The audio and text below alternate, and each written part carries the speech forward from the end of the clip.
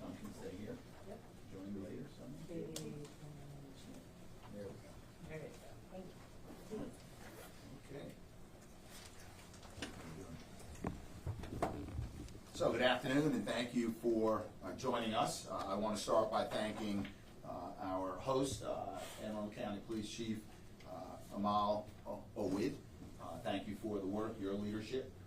Also want to thank our other partners and who joined us today, ATF Special Agent in Charge in the Baltimore Field Division, Tony Crosby, Prince George County Deputy Police Chief Zachary Olaire, and Baltimore County Police Chief Robert McCullough. These are our partners in the work that we do, and I want to thank you for your leadership, leading the men and women of your respective departments and agencies, the important work that they do in and in partnership with the community.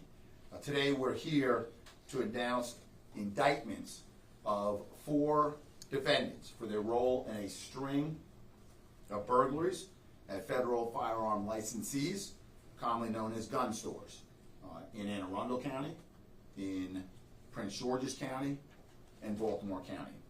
This case has a twofold mission. One, to hold accountable those responsible for breaking the law, and 2, to find a host of stolen guns and remove them from our communities, and you'll hear more about that. The stores were targeted by this group of 4 to obtain guns, to sell and trade with their associates, as well as with other members of our community.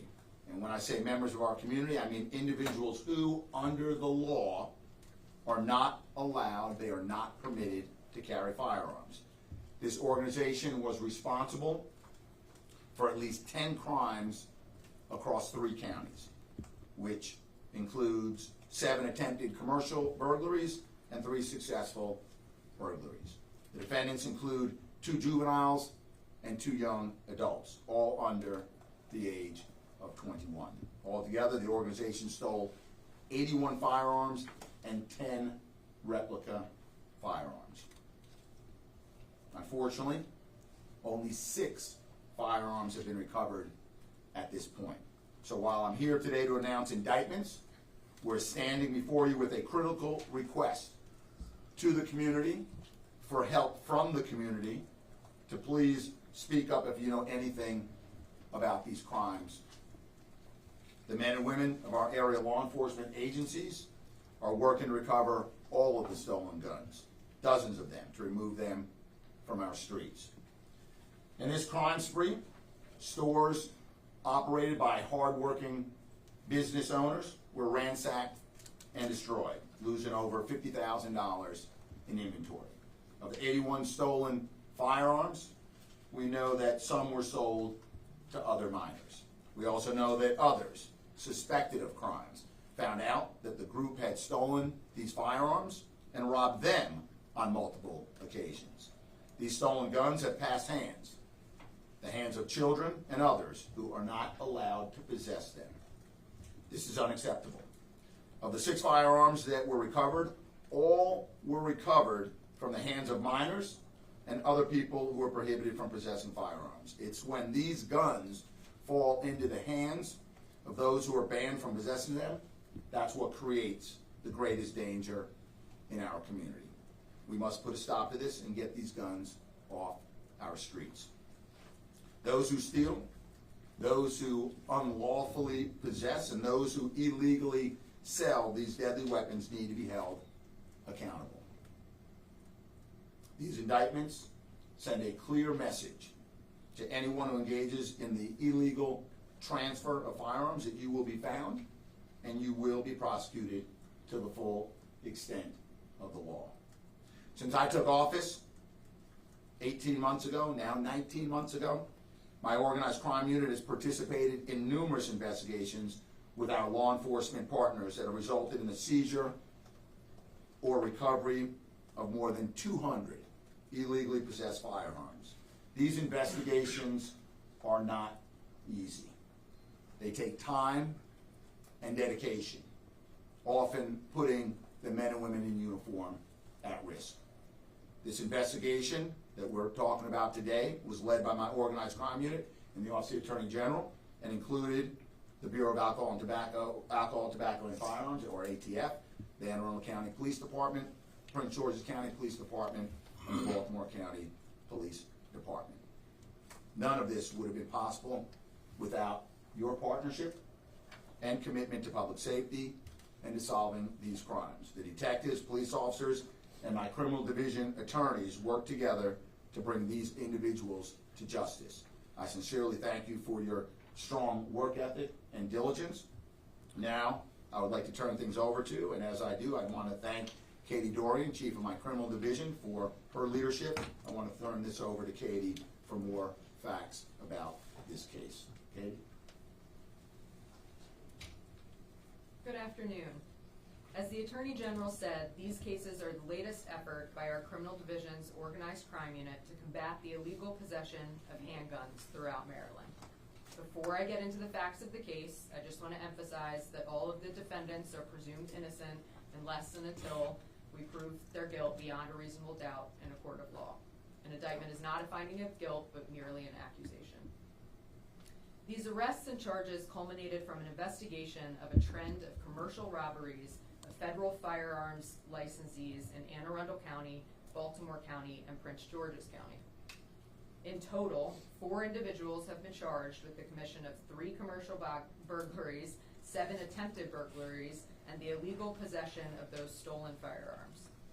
In all, approximately 81 firearms and 10 replica firearms were stolen. Over $50,000 worth of inventory was stolen from these licensees, and thousands of dollars in damage was done to their facilities. Only 6 firearms have been recovered by police at this time, meaning 75 firearms are still illegally out in our communities. The firearms that have been recovered from juveniles or prohibited individuals. The organization began its crimes on Christmas Eve, 2023. The group would operate in the late night and into the early morning hours and use a crowbar to pry open the door or a circular saw to destroy the locking mechanisms of the door to attempt to break into the federal firearms licensee stores. On that first occasion, the group successfully broke into a gun store in Prince George's County and stole 35 firearms. In the early morning of Christmas Day, December 25th, 2023, the same group attempted to break into 4 separate gun shops in Anne Arundel County and Baltimore County, but were unsuccessful. The following day, a member of the group accidentally discharged a firearm in public. On December 29th, 2023, the group committed 2 burglaries at gun shops in Prince George's County, stealing 46 firearms and 10 replica firearms. 4 days later, a member of the group accidentally discharged a firearm which struck an associate in both feet, requiring that associate to be hospitalized. Finally, on March 4th, 2024, the group attempted to commit a burglary at a gun shop in Prince George's County. This was the same gun shop that they had successfully broken into in December, and some updates to the storage and security of the building prevented the burglary from being successful this time. During the investigation, investigators located several instances of the group attempting to sell or trade the stolen firearms using social media and waving around firearms on their own social media. Additionally, on at least 2 occasions, the group was robbed of the firearms they stole from the gun shops by rival organizations. One of those times, one of the juvenile defendants shot their gun, but the other juvenile defendant, who also had a loaded gun, did not shoot their gun. The other members of the organization were mad at the second juvenile for not using deadly force to defend their organization. The defendants include Kaiwan Hensley, a 19-year-old male from District Heights, who is charged with 200 counts. Micaiah McQuinn Woodley, a 20-year-old female from Baltimore, who is charged with 189 counts. A 17-year-old male from Temple Hills, who is charged with 199 counts. And a 16-year-old male from Upper Marlboro, who is charged with 205 counts. All of the defendants are charged with participating in a criminal organization and related conspiracy charges. So if you have the indictment, counts 1 through 6 are identical for each defendant. Then each defendant has a variety of substantive charges corresponding to their particular role. All of the individuals involved in this case are under 21 years old and prohibited from possessing firearms. The defendants are all charged in the Circuit Court for Anne Arundel County as adults, and they are all being held without bail. As the Attorney General emphasized, these investigations would not have been possible without the collaboration and partnership between the Attorney General's office and our hardworking federal and state and local partners. In case after case, we show that when we work together and combine our resources, we can make a significant impact on public safety. I will now turn it over to our wonderful partner, Special Agent in charge of the Baltimore Field Division of ATF, Tony Crosby. Thank you, Katie. Thank you, Maryland Attorney General Brown, Anne Arundel County Police Department, Prince George's County Police Department, Baltimore County Police Department, and the various prosecutors that have aided in this investigation.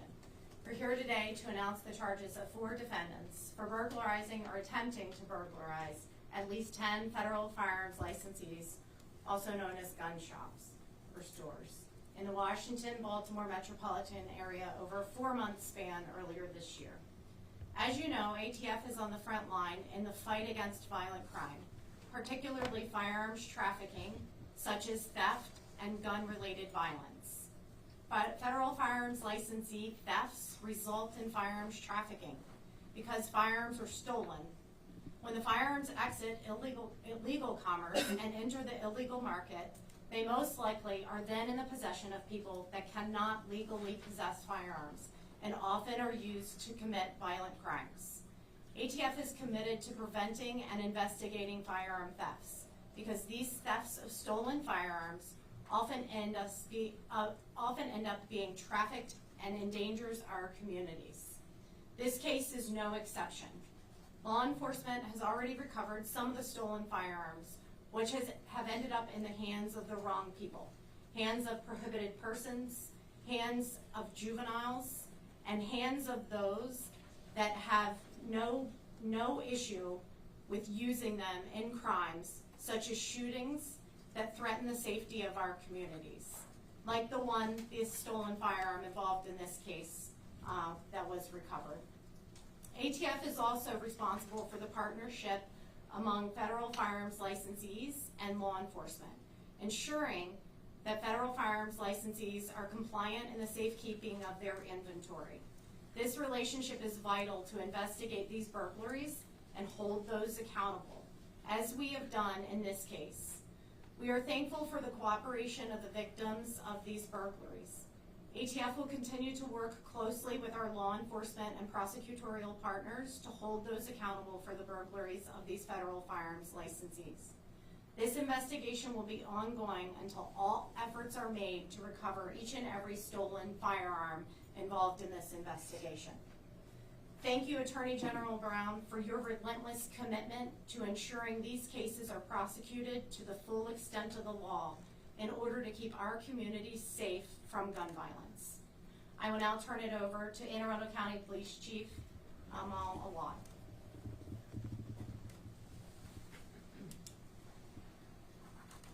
Good afternoon, everyone, and thank you to Special Agent in charge, Tony Crosby. My name is Amal Awad. I serve as Chief of Police for the Anne Arundel County Police Department.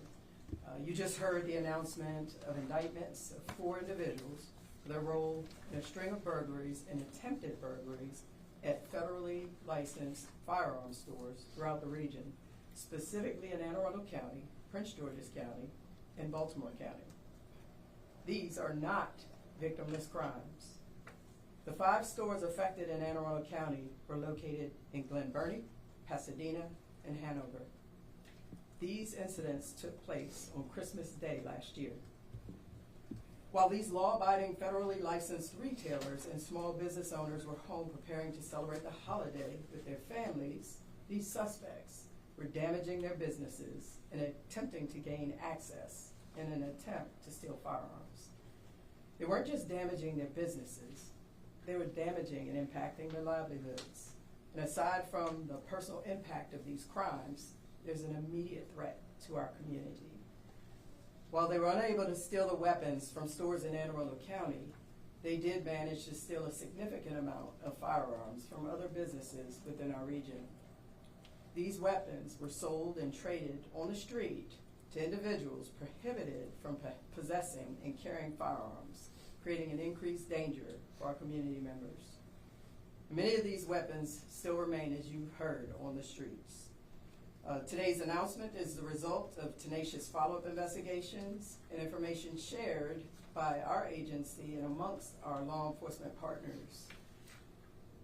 Today we're here to send a strong message to any criminal law violators related to firearms, theft, trading, etc. We will not stop. We will follow up. We will investigate, and we will hold you accountable. I want to thank our federal, state, and local partners, particularly all the individuals who report directly to the Attorney General and him as well.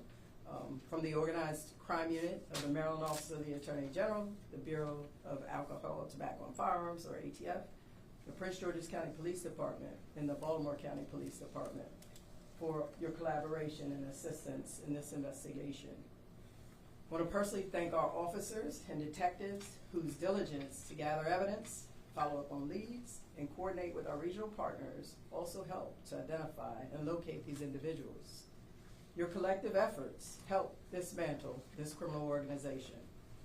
Lastly, I thank our state's attorney, Ann Cope-Litis, for her assistance as we move forward with this investigation.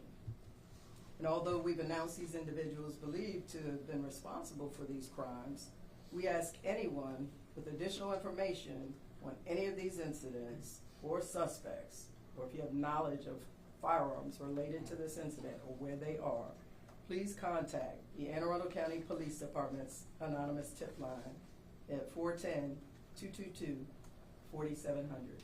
Thank you, and I will turn the podium over to Deputy Chief from Prince George's County, Zachary Olaire. Good afternoon, Deputy Chief Zachary Olaire, Prince George's County Police. I oversee the Bureau of Investigation. I just wanted to start out by saying this unified effort between the Attorney General's Office, the ATF, and our partner law enforcement agency reinforces our commitment to stopping gun crimes in our state. It's our collective priority to keep all those who work, live, and play here in Maryland safe. I thank each of the agencies involved in this tremendous effort, and I look forward to the collaboration that proceeds. And then also, we would also like to offer our tip line at Prince George's County at 1-866-411-TIPS. Thank you.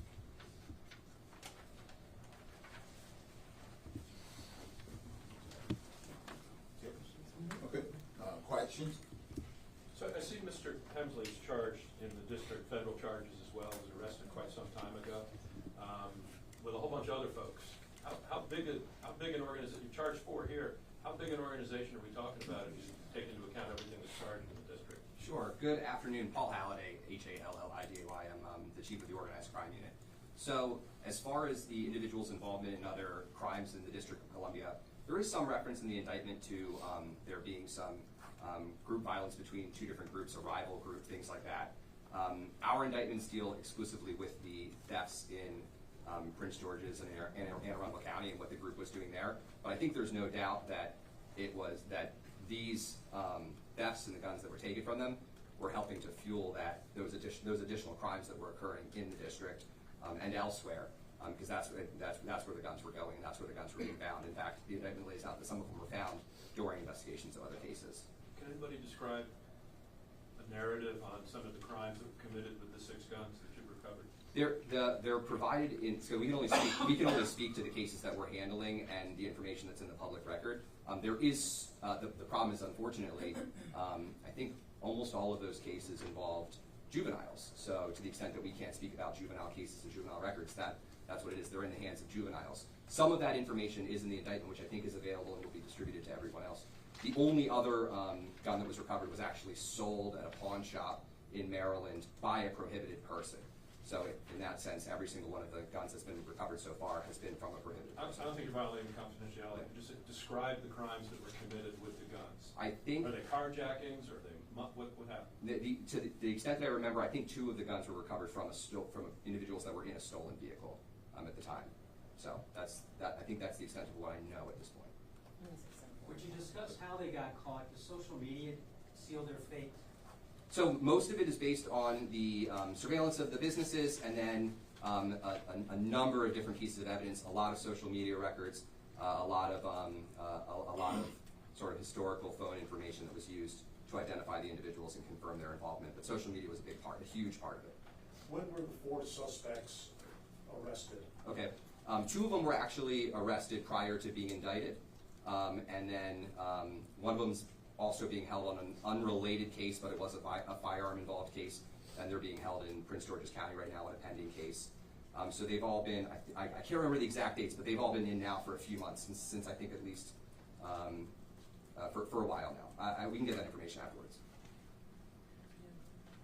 Attorney General, we talk juvenile crime, big topic of late. DJS has taken a lot of criticism. Do you think that you'll be able to hold these juveniles accountable properly under the law? They're going to have a waiver hearing, I assume. Well, certainly in this case, we're going to be able to hold them accountable. Great investigative work being done, solid indictments as you can read for yourself. So, we're going to hold these juveniles accountable. You may be asked about the larger issue around juvenile. Look, the issue of how we treat and how we handle juveniles who are committing criminal offenses, I have no doubt it will be back on the table again in January. And we participate in that debate and that discussion. But for today, we're talking about 4 people under 21, 2 of whom are juveniles that we're going to hold accountable. Ian, Daily Record. Why are they being tried in Anne Arundel as opposed to another jurisdiction? Sure. Yeah. So, like most of these cases that involve patterns and going cross boundaries, we have we're operating because they're an organization that was working together and committing all these crimes, rather than multiple charging documents in multiple jurisdictions, which can create all sorts of problems. The statute provides for the ability to join all of the offenses under a single indictment, and that's what was done in this case. And Anne Arundel was the venue that the cases are currently being prosecuted in. So, I'm sorry, I don't follow, because the guns that were stolen, I believe it said that they were stolen from locations in Prince George's. What was that about them joining under a single indictment, and why was that where they landed? So under the statute, because they're charged with the criminal violations of the participating in a criminal organization in Maryland, all of the charges can be joined in a single charging document, and it can be in any venue in which one of the offenses occurred. So of course, these crimes affect the entire region and affect the District of Columbia, but because it occurred in multiple jurisdictions, one of them is where the case is being prosecuted, and that's here in Anne Arundel County. Okay, question for Chris Cheon, WBAL. Were they emboldened when they were successful on Christmas Eve, and that kind of led to the 4 different stores on Christmas Day? So it really is. It's kind of one offense. It's late in the night on Christmas Eve into early in the morning on Christmas Day. So I can't speak to why they kept going after being successful, but they did. And the broader question, as you can see, there's 3 separate incidents where this all occurs, and the big reason for that, as you can see in the indictment, is that that they're robbed themselves of the firearms in between incidents. So hopefully that answers that. Where the gun was sold at a pawn shop, was that in one of the 3 county, like Baltimore, Anne Arundel, or PG? That's a pending case in Charles County, actually. In Charles. Yeah. So how much bigger could this be? It's a good question. That's a great question for. Obviously, it impacts at least the 3 jurisdictions that we have: Charles County, and then I think most of the guns have been recovered from the District of Columbia at this point. So 5 of the 6. 5 of the 6. 5 of the 6 were recovered from the District of Columbia. Thank you. Thank you. I think one of the organizations is referenced, a rival organization is Hilltop or something. Did this organization have a name? Did they promote themselves as something? Not that I'm aware of. I think it's just a group of individuals. And if the 2 juveniles are being charged as an adult or as adults, why are we not getting their names? So there's a secrecy and protection of juvenile records even when they're charged as an adult under the Maryland law. So, and that continues through no matter how the prosecution progresses. And maybe just Attorney General Brown, we know guns are used in crimes and all that's bad, but for the person watching this, is how does this affect my life? How do you explain the effort to try to get the 75 guns that are still out there? What could be done with them? How anybody could potentially be victimized by them? First of all, I mean, the work that is being done to recover these 75 guns, it doesn't happen with law enforcement alone. This is a partnership with the community, and that's why I think a number of other speakers are asking the community if they know something, say something, report to local law enforcement. You know, our law enforcement partners use a variety of techniques to find guns, trace guns, connect guns, and they'll continue to use those. So the message I would say to the community is, if you know of any wrongdoing connected to this crime or not, to call local law enforcement, because we're only as good as the information we get, and we rely heavily on that information from the community. I do want to say that you know, this is part of a larger effort to make our community safe, right? It's the investigative work that's being done to hold those accountable who are breaking the law. I was very pleased that the Fourth Circuit upheld our ban on assault weapons. I was pleased that the Fourth Circuit upheld our regime for Marylanders to purchase a gun and the federal qualification license, or the firearm qualification license. So this is just one of a number of things that we do. I'm pleased that the General Assembly gave the Office of the Attorney General authority to hold gun shops responsible if they are not taking the necessary steps to safeguard firearms and firearm-related, you know, ammunition, paraphernalia, etc. So this is part of a larger mosaic that we're all involved in to ensure that our communities are as safe as they can be. Okay, thank you, everybody. Thank you. Just leave the picture. Yeah, I'll take you back to it. Thank you, everyone. Did you see when the